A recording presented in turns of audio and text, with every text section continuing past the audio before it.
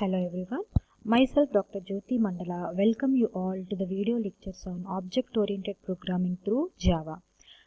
We are in our lecture number 3. In this lecture, let us see the features of Java programming language. So before going to learn about the features of Java, let us see the characteristics of object-oriented programming first, and after learning this, we will be highlighting the features of our Java programming language. Right? We all know Java is an object-oriented programming language. So let us start with the characteristics of OOP. So these are all the characteristics of object-oriented programming language. The object, class, data abstraction, encapsulation, inheritance, polymorphism, dynamic binding and message passing. So let us learn one by one what are all these characteristics are. So first we'll see combinedly what actually a class and object is. A class is a data type that allows the programmers to create objects. So whenever you want to create an object, first we need to create a class, and using that class, which is a master copy, from that we will be taking the copies of that class, which are called as a blueprints of that class, and those blueprints are referred as objects. Okay, so a class always provides definition of an object, and that will be described in the form of attributes, which are called as data, and methods. Methods are also called as functions. So in the function we will be performing the operations, right? So class will be providing the main definition of an object, and from that blueprints are called as objects will be created. Okay, so we can define an object as an instance of a class or a blueprint of a class. So with one class we can create multiple copies of objects according to your requirement. So we can say an example like a variable from a variable and a data type. With the class is the data type and the object is considered as a variable. So with one data type we can create n number of variables. So a class can be called as a data type, or and an object is called as a variable. We can also say in the other words like a class is an imaginary part but an object is a real part, where a class defines the object definitions and object is a sample piece of that one. If you want a real-time example, let me tell you here. Let us consider you went to a shop and you want to buy a mobile. Right, here whenever you enter into the mobile, to the shopkeeper you will give your specifications for that mobile, and giving those specifications is referred as a class. Let us consider you want your camera should have a you want your mobile should have a camera, it should have a processor, and its display features. These things are called as a variables for that class, and special features if you are adding, like it should support gaming support should be there, best picture capturing support should be there, and these things are called as a methods. So you will be telling to the shopkeeper like this, like I want a mobile which are satisfying these things.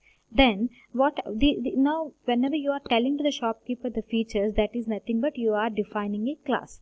Now what the shopkeeper will do, considering these things, he will find out some pieces from his shop, and let us consider he has got one Nokia mobile, one Samsung mobile, one Realme mobile, like that. If he has collected and he is showing that one to you, then these sample pieces are referred as objects. That means these objects are satisfying the features which are given in the class. So these objects are sample pieces of the features which are provided by you. So I think you all are clear with this one, what actually a class is and what actually an object is. You need to remember, like class is an imaginary part, whereas an object is a real part. How a class and object will be created, we'll see in our next class in the Java programming language, right? So the second characteristic is data abstraction. Data abstraction is defined as the process of hiding certain details and showing only the essential features to the user. I'll tell you in simple words, it is nothing but, let us consider you are using the mobile phone without knowing the internal details, or you are using the washing machine but you don't know the internal features, how it has been designed or not. So such a thing is called as, like without knowing the internal details you are using that object, is nothing but data abstraction. Right, so in C you have used the library functions without knowing the library functions code. You have used those library functions. Same thing here also, data abstraction. Here you will be defining some functions, and those functions you can simply execute by creating an object, and object dot you can call that function. You may not, it is not required for the object to know what actually code is there in that function. Got it? So this is known as data abstraction, hiding. Data abstraction is nothing but hiding. No need to know the internal features. Next one is encapsulation. Encapsulation is nothing but it is a mechanism of wrapping the data and code relating to that data into a single unit. Let us consider you have brought something, and instead of keeping that property in your home, let us consider you have placed it somewhere on the road. Then what happens? That property can be used by anyone else. Let us consider it is a mobile phone. Someone can use that mobile phone. It will be considered as a public property. But if you want to make it a property private for you only, then what you need to do, you need to keep that property in your home.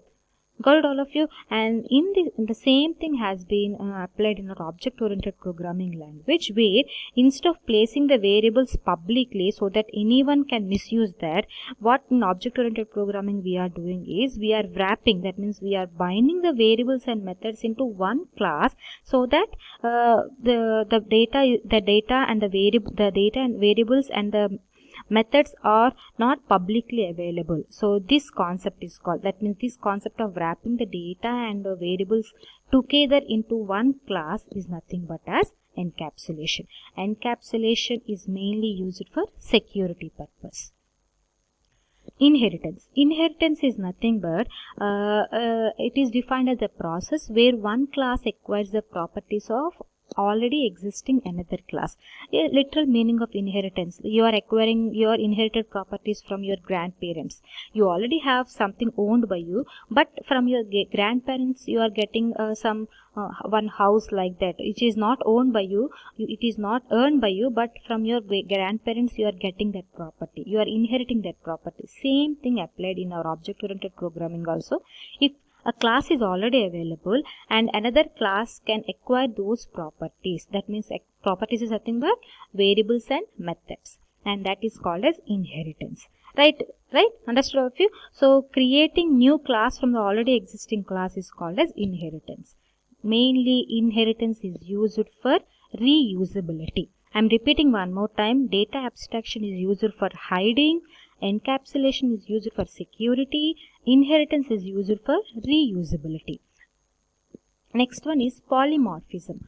Polymorphism exhibits different behaviors in different instances. Remember, polymorphism is a Greek word where poly is nothing but many, morph is nothing but forms, many forms. That means changing the behavior depending upon the situation is called as polymorphism. A simple example I'll tell you. Take the plus operator. The plus operator will act like an addition operation if you place that one in between two numbers, or else if you place the plus operator in between two strings, then it acts like a concatenation. So here plus is behaving in two different words, two different ways in two different situations. So we are saying it is called as a polymorphism. The same approach has been there in object oriented programming, where we can achieve the polymorphism in two ways, which is called as operator overloading and method overloading. Operator behaving in different ways and method is also behaving in different ways according to the situation, and that is referred as a polymorphism. Ability to behave in different words in different instances. Right? Next one is dynamic binding. Dynamic binding is nothing but it is a process of linking procedures called to a specific sequence or to a specific method at runtime, not at compile time. At runtime is called as a dynamic binding. Actually, data binding is of two types: dynamic binding, late binding, and runtime binding and compile time binding. Dynamic binding is called as runtime binding, and compile time binding is called as early binding. So if you know the code already at the time of compilation, then it is called as compile time binding. But at the time of execution, at the time of running your code, if you know the procedure to a specified code of sequence of code, then it is known as dynamic binding. Object oriented programming supports dynamic binding. Dynamic method dispatch, we have that concept also. We'll be learning in future about that. Okay. So it means the code to be executed for a specific procedure is not known until at runtime. That means at the compile time we don't know. And dynamic binding is also known as late binding or runtime binding. Next concept is message passing. Message passing is nothing but how the objects will be communicating at each other. The message passing between the is mainly used to make sure like the objects will be communicating between each other. And how it will be done? It will be done by using once a class has been defined, from that class multiple objects are created, and each object name dot the by using the method name we will be calling that one as a message passing, right? So message passing simply is nothing but sending and receiving of information by the objects, same as people exchanging the information.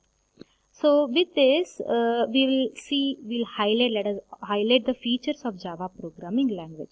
See what are all the characteristics of object oriented programming are there that will be supported by the Java programming language. Obviously by default it will be supported. Along with this, let me highlight some more features of the object oriented programming. Some of them we have already learned in our previous lectures, like platform independent, what it means we already learned, and compiled and interpreted what it means also we already learned, right?